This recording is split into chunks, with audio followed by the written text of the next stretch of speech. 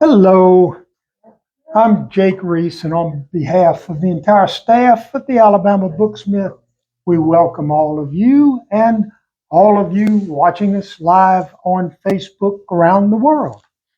Uh, Today, we are thrilled to launch one of the great books we think, of this season from one of the great children's writers in America, Mr. Charles Ghigna, aka Father Goose, has written over 100 children's books and a few for grown-ups.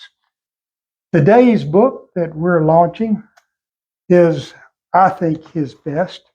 The title is Bound to Dream, and it's a story of his immigrant great-grandfather who came to this country, couldn't speak the language, looked for a job as a very young man, and ended up as a bookbinder.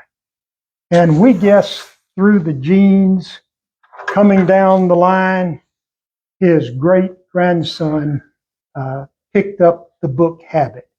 And with no more from me, it is my pleasure to introduce Mr. Charles Ghigna the Fourth.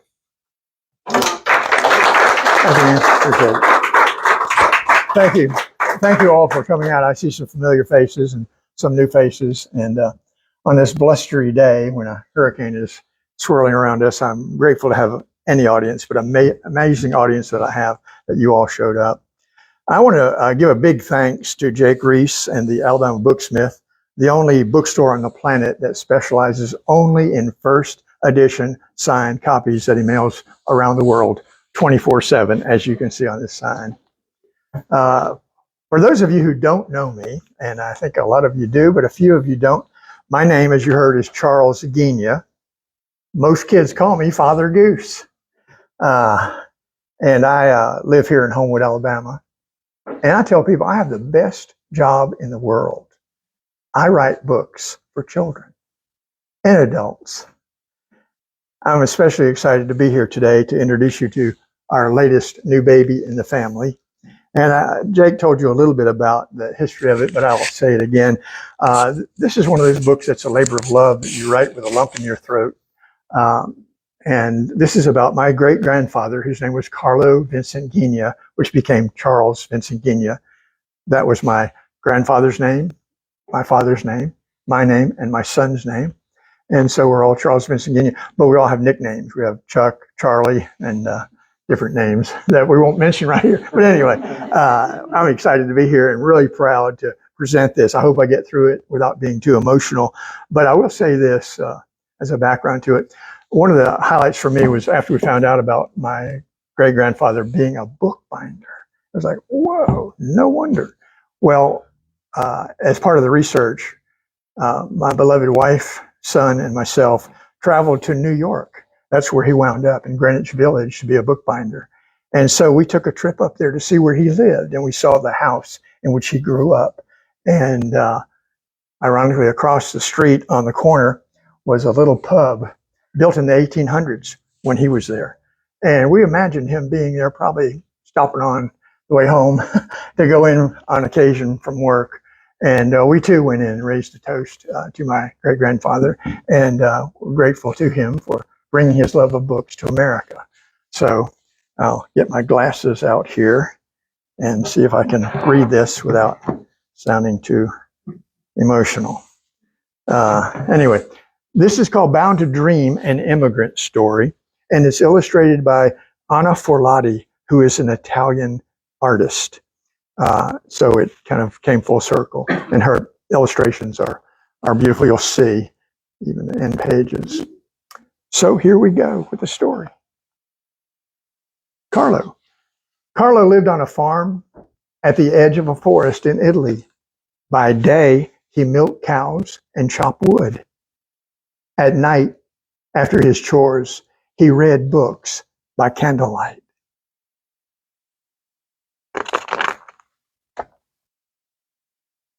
The warm smell of the leather book covers and the faint scent of the forest rose from the pages.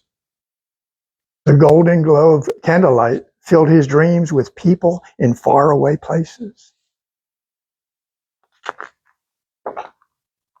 One day, when he was old enough, Carlo sailed away on a steamship across the ocean to New York City.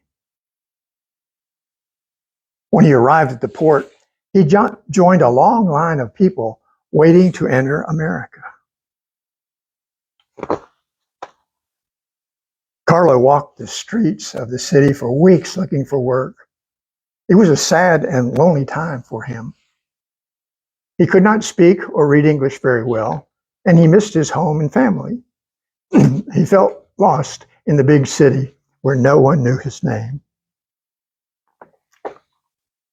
One late afternoon, just before sunset, he stopped in front of a bookbinder bookshop. He looked in the window. He couldn't believe his eyes. "So many beautiful books," he whispered. A kind old man came out of the shop and stood beside him. "Are you looking for work?" asked the man. Carlo was silent. The man looked closely at Carlo and noticed he was dressed in the clothes of an immigrant. The man repeated his question in Italian. "Are you looking for work?" Carlo smiled up at the old man and said, "Yes." Carlo soon learned the art of bookbinding. He learned how to tan the leather for the handsome book covers. He learned how to hand stitch the pages together to make the beautiful books he was learning to read in English.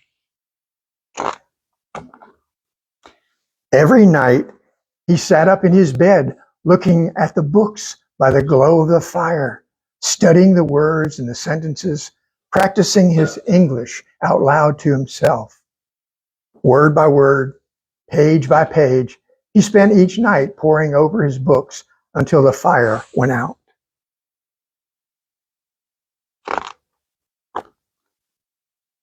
Carlo got up every morning and walked many blocks to the bookshop. He loved his books. He loved to make them and hold them in his hands, and he loved how he could smell the forest coming through the pages. Love that picture. Carlo could almost feel the warmth of the cattle coming through the leather covers of his books. Carlo was a quiet man, but when he spoke, his words sounded like poetry. When he grew older and had a family of his own, he shared this story with them. Carlo was my great-grandfather. My father told me this story. I never met my great-grandfather.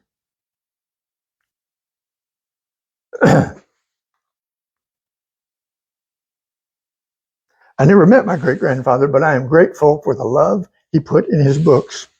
I am grateful for the love of books he put in me. And I am grateful for the love of books in you.